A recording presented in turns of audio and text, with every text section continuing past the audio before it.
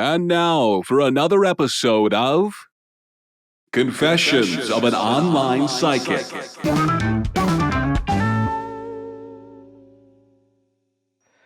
And now for another installment. Hey, I'm Dave. I'm psychic. I'm a photographer. I'm a filmmaker, novelist, and general layabout. Today's episode, I am going to talk a little bit about how I use my abilities to figure out what it is a client wants, what answers we're trying to get, and often this clues into, and several of my recent clients have used me to say, okay, Dave, what is the best thing I need to do right now, magic-wise, in order to accomplish what I wish to accomplish? And often it's quite easy. For example, let's say you have a legal situation, and then all I'll do is kind of remote view, roll forward to see what's going on, look at the events, and I'll look for an instance in the space-time options that we have and see which one and which you won. And then I'll say, okay, what did you do to win? And I'll look at that situation, and sometimes if it has to do with magic, I will actually hear a deity or one of your guides also give advice. So to me, this is a form of remote viewing.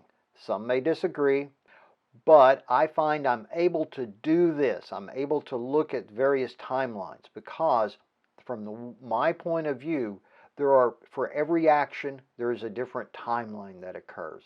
And let's say you perform action A, it sends you into timeline A, but if you perform action B or C, it sends you into a slightly different timeline. And in my own life, I can see the effects of these timeline changes. This is very interesting. And this just happened the other day.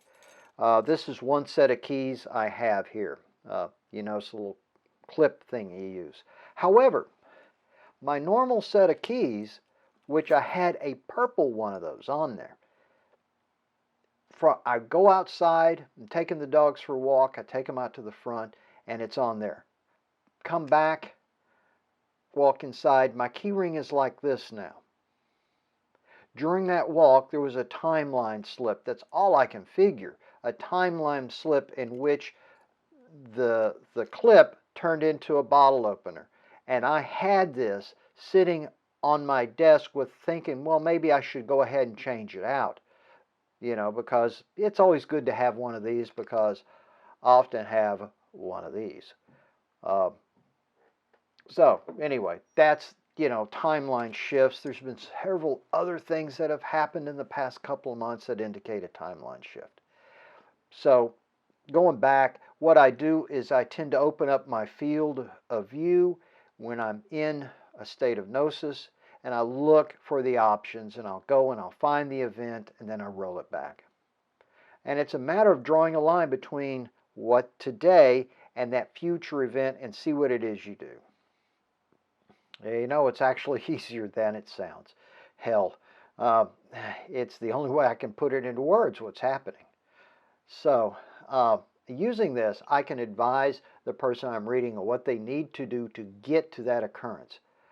Now, remember, last episode, I did work for that Psychic Friends network, and they had me do tarot card and numerology. And more often than not, even using regular tarot cards, they're a good tool in my hand, but I prefer to use them for magic, which is a topic for High Magic 202, which will be released in a couple of months. Anyway, same thing with numerology. Now, let me go into further problems that we have with psychics, people that give us a bad name. Around the corner, there is a little shop, and I'll show you a picture of it. I took this picture the other night. Now, they have a sign out front that says $10, $10 for a reading, and it's a palm reading. Well, here's quite honestly, you can look up online and figure out what all these lines mean, and I was talking to one of my neighbors, and she admitted that she went to this lady, thought she'd have a reading, and what it was is during the $10 reading, she suddenly finds out she has a family curse on her. and it was going to be something like $500 to have the curse removed. And this fortune teller went into this big spiel about, oh my God, if you don't have this done, you're going to lose the house, your children are going to die, blah, blah, blah. And I get a lot of reports about that. I get a lot of reports from people who say they are, these are just intros for scams. The reason why I bring this up is we had a back and forth in one of the groups about my rates. This lady goes, oh, that's just way too much. I can't pay that.